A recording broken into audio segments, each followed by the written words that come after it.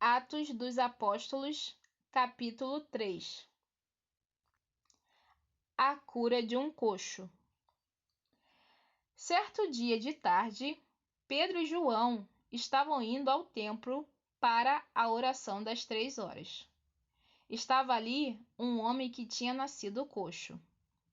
Todos os dias ele era levado para um dos portões do templo, chamado Portão Formoso, a fim de pedir esmolas às pessoas que entravam no pátio do templo.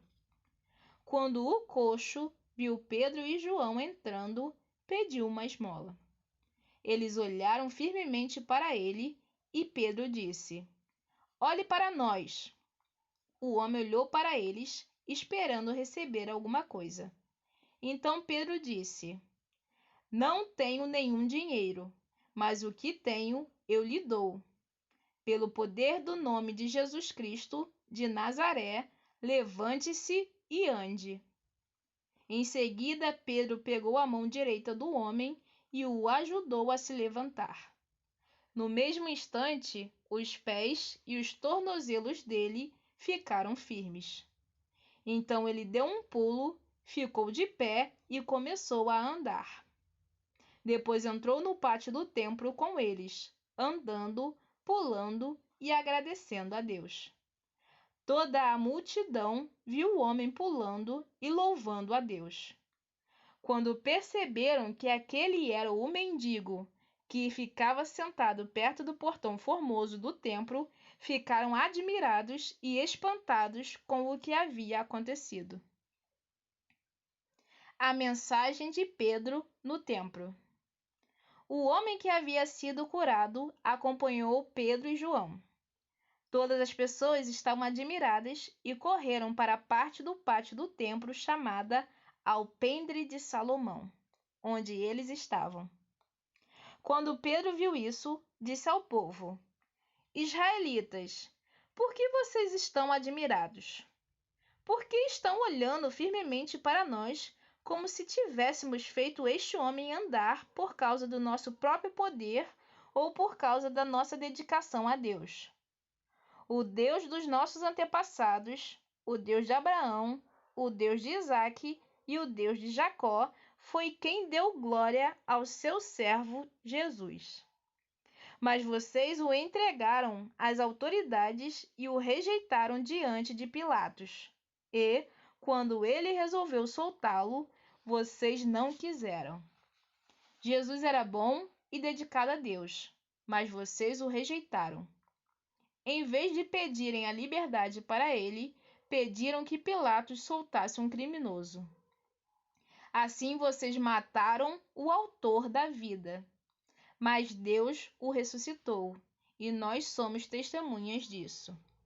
Foi o poder do nome de Jesus que deu forças a este homem.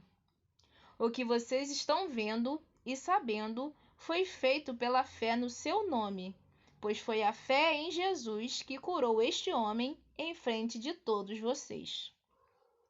Agora, meus irmãos, eu sei que o que vocês e os seus líderes fizeram com Jesus foi sem saber o que estavam fazendo.